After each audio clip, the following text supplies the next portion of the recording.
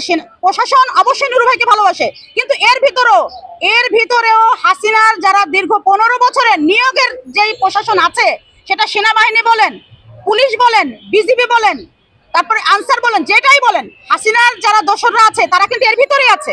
আর এর ভিতর থেকেই কিন্তু তারা বেরোবে।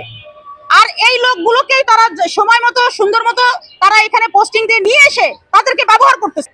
এটা একটা পরিকল্পিত, এটা কিছু না। আমরা তো আমাদের কার্যালয়ের সামনে ছিলাম, গণ অধিকার পরিষদে আমরা তো আমাদের কার্যালয়ে ছিলাম,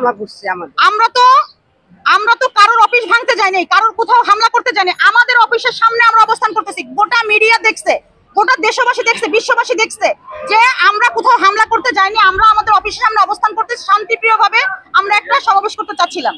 সেই জায়গাটাই তারা যেভাবে পিঁপড়া ঝাঁকের মতো ঝাঁপিয়ে এসে পড়লো, কোথা থেকে পড়লো আমরা তো নিজেরাও জানি না। এবং অ্যাটাকটা করলো কি ডাইরেক্ট নুরু ভাইয়ের উপরে। আর নুরু ভাইয়ের উপরে অ্যাটাক করতে গিয়ে আমাদের অনেক নেতাকর্মী কিন্তু আহত হয়ে গেছে। কিন্তু তাদের টার্গেট ছিল কিন্তু নুরু ভাইকে মেরে ফেলবে, কিন্তু অনেক মিডিয়া থাকার কারণে তারা নুরু ভাইকে মেরে ফেলতে পারে নাই। অতটুক জায়গায় তারা ব্যর্থ হয়েছে, তবে তাকে মেরে ফেলানোর জন্য সর্বোচ্চ চেষ্টা তারা করছে। রাষ্ট্রপতির ইঙ্গিতে এবং ওয়াকারুজ্জামানের নেতৃত্বে, সেনাপ্রধানের, এটা আমাদের বুঝতে বাকি নাই। কেন আপনারা মিডিয়া কর্মীরা জানেন, কারণ রাষ্ট্রপতি কে এবং সেনাপ্রধান কে এটা সারা বিশ্ববাসী জানে। সরকারের তো অবশ্যই আছে, এখনো তাদেরকে কেন বহাল রেখেছে? হাসিনার দোসর, হাসিনার নিয়োগদাতা, হাসিনার সিলেক্ট করা রাষ্ট্রপতিকে এখনো কেন রেখেছে বহাল? এদেশে রাষ্ট্রপতি বানানোর মতো যোগ্যতা লোক নেই? সেনাপ্রধান হবার মতো যোগ্যতা কি রাখে না? কেন হাসিনার সেনাপ্রধান সিলেক্ট করা সেনাপ্রধান এখনো আছে?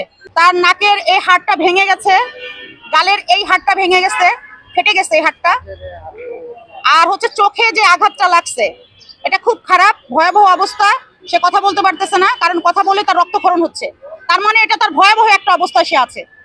আর বুকে, কোমরে তো এটা তো আর বলার কোনো অপেক্ষা রাখে না তারা কিভাবে পিটাইছে। এটা আপনারা সবাই মিডিয়ার মাধ্যমে দেখছেন, কারণ অনেক মিডিয়া কর্মী এখানে ছিল। এর জন্য তাকে সরাসরি মেরে ফেলতে পারে নাই, অতটুকু বাকি রাখছেন। আমাদের 100+ আহত, আরো বেশি ঢাকা মেডিকেলে আছে, তারপরে হচ্ছে গণস্বাস্থ্য কেন্দ্রে আছে, তারপরে আদার্স ইসলামী হসপিটালে আছে, বিভিন্ন অন্যান্য ছিটাছাটা যে যেভাবে যে সুবিধা পারছে। জাতীয় পার্টির অফিসে আমরা হামলা করতে যাইনি। আমরা চেয়েছি যে আওয়ামী লীগ সরকার যেভাবে নিষিদ্ধ হয়েছে, ফ্যাসিস্ট, সেই ফ্যাসিস্টের অনুসারী যে কটা দল আছে, সেই দলগুলো নির্বাচনে অংশগ্রহণ করবে না, তাদের নিবন্ধন বাতিলের দাবিতে শান্তিপ্রিয়ভাবে আমাদের কার্যালয়ের সামনে আমরা অবস্থান করছিলাম। সেটাকে তারা ইচ্ছা করেই নাটকীয় একটা ঘটনা তৈরি করে তারা এই কাজগুলো করছে, এই হামলাটা করছে শুধুমাত্র নুরু ভাইকে মেরে ফেলানোর জন্য। এইটা তাদের উদ্দেশ্য ছিল।